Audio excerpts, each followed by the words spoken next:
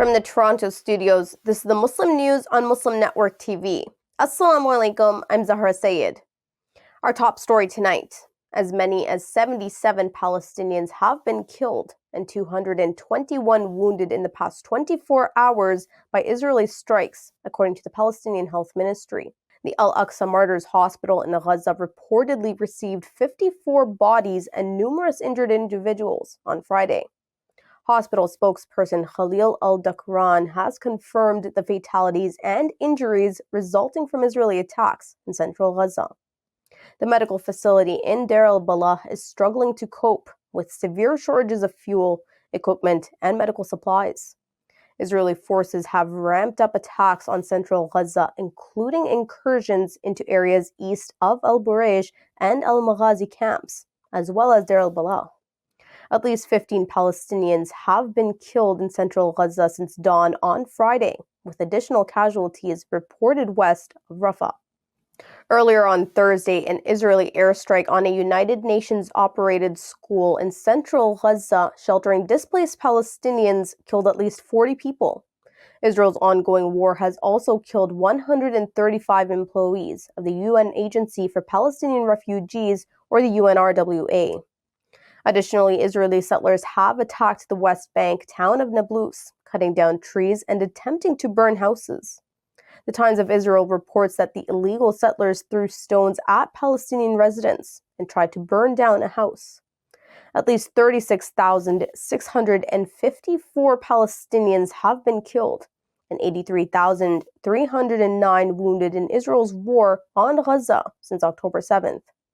Israel stands accused of genocide at the International Court of Justice, whose latest ruling ordered Tel Aviv to immediately halt its operations in the southern city of Rafah.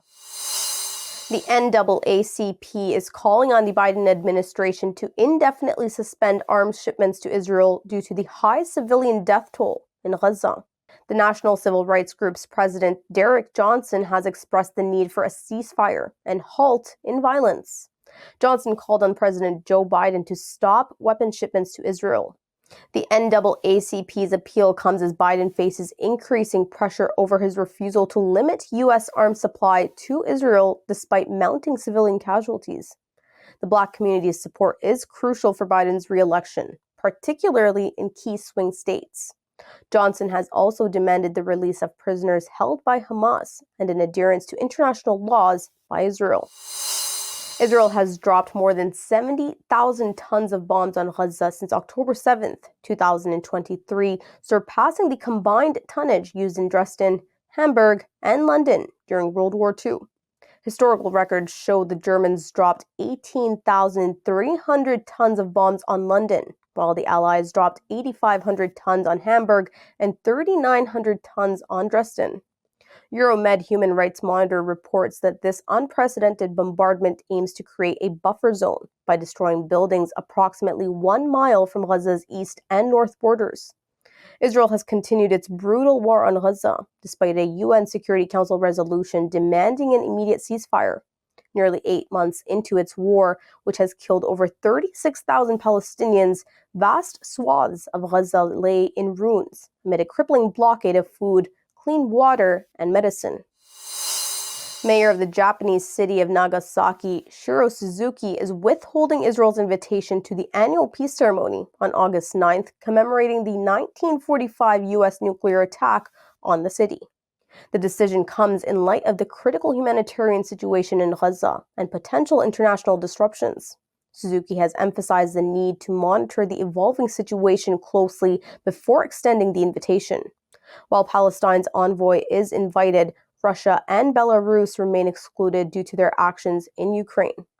Meanwhile, officials of the city of Hiroshima, which was also targeted by the 1945 U.S. nuclear attack, are urging Israel to cease attacks on Gaza, but have invited Israel to their commemoration on August 6th. Japan's foreign ministry has expressed strong support for U.S. efforts to broker a ceasefire. Former Meta software engineer Faris Hamad has filed a lawsuit against the company, alleging unlawful dismissal. Hamad, who is a Palestinian American, claims he was fired after investigating user complaints accusing Meta of censorship of Palestinian content on Facebook and Instagram. According to a report from NBC News, Hamad's lawsuit says he faced scrutiny, interrogation, and termination due to his Palestinian origin and Muslim faith. The lawsuit contends his firing was unjust, especially since his investigation into the censorship was part of his job. Meta, the parent company of Facebook and Instagram, denies the allegations. The company says Hamad was dismissed for violating data access policies and asserts his termination was not influenced by bias. Hamad's legal team insists he adhered to Meta's policies and is challenging the company's stated reasons for his dismissal. American Muslims urged to join June protests against Gaza Genocide. Details come after the break. Stay tuned and we'll be right back.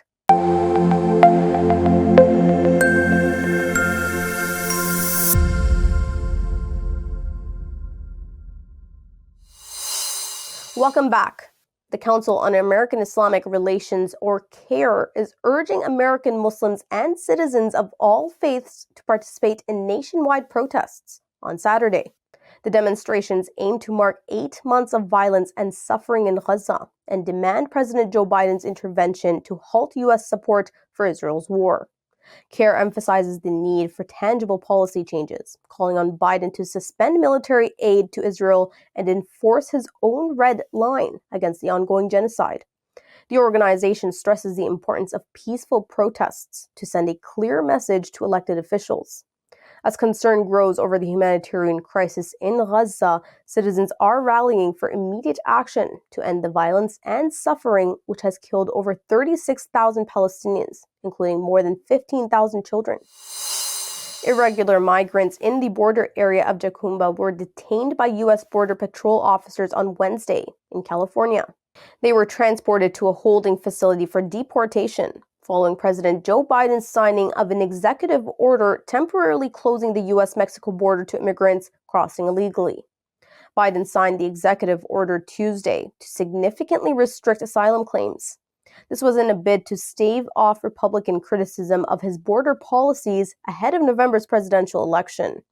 The order goes into effect when there is a 7-day average of 2,500 or more border encounters per day.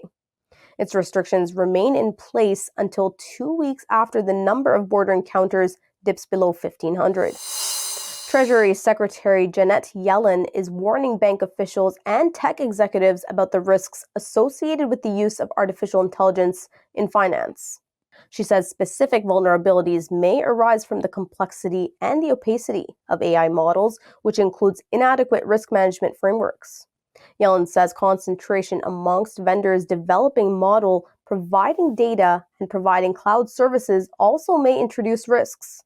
Her comments came after the Treasury Department issued a request for public information on uses, opportunities, and risks of AI in the financial services sector. Steve Bannon, the former strategist of ex-President Donald Trump, has been ordered to begin his 4-month prison sentence by July 1st. A federal jury had found Bannon guilty of 2 counts of contempt of Congress in July 2022. In October, he was sentenced to 4 months in prison and ordered to pay a $6,500 fine. He had defied a subpoena from the House committee investigating the January 6, 2021 Capitol attack. Despite appealing the conviction, a federal judge lifted the stay of his sentence, upholding the jury's decision. Congressman Ted Lieu emphasized that no one is above the law, referencing Bannon's case. Bannon's legal team plans to continue appealing to higher courts. If imprisoned, Bannon will join former Trump advisor Peter Navarro, who is serving a sentence for a similar offense. Canadian Prime Minister Justin Trudeau commemorated a 2021 terrorist attack that killed 4 members of a Muslim family in Ontario. 3 years ago, Talat, Salman, Madiha, and Yumna Afzal were murdered by a white supremacist in the city of London. He noted the painful anniversary while denouncing Islamophobia and pledging to fight against it. 3 generations of the Pakistani origin family were killed when a pickup truck plowed into them as they walked on the road. Victims included Salman Afzal, a 46-year-old physiotherapist, and his wife, Madiha, 44, who was working on her doctorate in engineering at London's Western University. Also killed were their daughter Yumna, a 15-year-old honor roll student, and Salman's mother, Talat, 74, the family matriarch. The sole survivor was the couple's 9-year-old son. Nathaniel Veltman, the driver, was given 4 life sentences for the murders and another life sentence for the attempted murder of the boy. Indonesia has jailed 3 nationals from Burma for trafficking Rohingya into the Southeast Asian nation. The verdict to jail a Rohingya boat captain and his 2 assistants was delivered by a court in Banda Aceh, the capital of the Aceh province. Last December, Indonesian President Joko Widodo said the growing number of Rohingya arriving in his country is probably due to human trafficking. Muhammad Amin, the boat captain, was sentenced to 8 years in prison. His 2 assistants, Anisul Haq and Habibul Basiar, were given a 6-year term in jail, the Daily Jakarta Globe reports. Indonesian police had found traffickers were charging each Rohingya transported to Indonesia between approximately $860 and $980. Many Rohingya have died in the seas while taking boat journeys to Indonesia. They are fleeing a brutal, years-long crackdown on the Rohingya, which human rights experts have described as a genocide. German Interior Minister Nancy Faeser says the country is contemplating deporting Afghan migrants posing security threats back to Afghanistan. This comes after a fatal stabbing of a policeman by a 25-year-old Afghan at a recent anti-Islam event, authorities said. While major political parties support deportation plans, the Green Party opposes it, citing logistical challenges and concerns about financing the Taliban. Violent crime per police data hit a 15-year high this year. However, legal barriers exist, with Germany halting deportations to Afghanistan from 2021 under the principle of non-refoulement. Asylum law expert Daniel Time highlights potential risks deportees might face, including hunger and lack of punishment for crimes.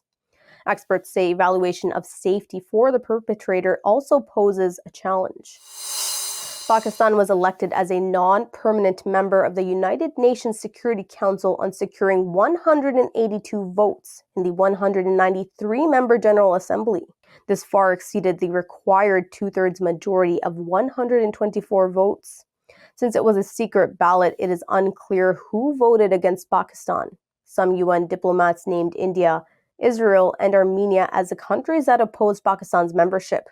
The announcement was met with loud applause as Pakistan, along with Denmark, Greece, Panama, and Somalia, were elected to replace Japan, Ecuador, Malta, Mozambique, and Switzerland. Pakistan will begin its 2-year term on January 1st, 2025, marking its 8th term on the council.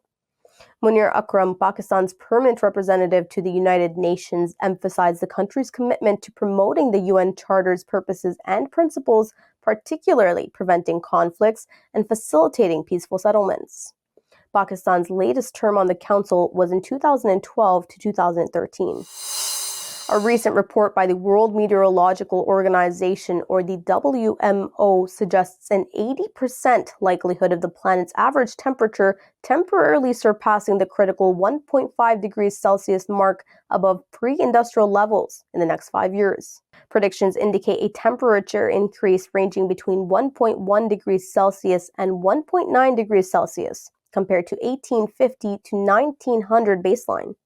There is a strong possibility of settling new records of temperature during this period. The report warns of a 47% chance of the 5-year average exceeding the 1.5 degrees Celsius threshold. This poses severe economic losses, threats to livelihood, and ecosystem destruction. The WMO Deputy Secretary General Co Barrett emphasized the urgency of curbing this warming trend to prevent catastrophic impacts outlined in the Paris Agreement. The scientific community warns surpassing 1.5 degrees Celsius could lead to more severe climate change consequences and extreme weather events. That's all from our Toronto studios tonight. Thank you for tuning in. You can subscribe to our YouTube channel and hit the bell icon for the latest updates.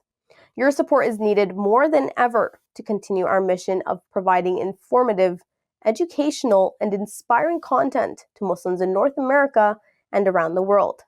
Donate now by visiting muslimnetwork.tv/donate. For more content, keep watching Muslim Network TV or visit muslimnetwork.tv. Assalamu alaikum and good night.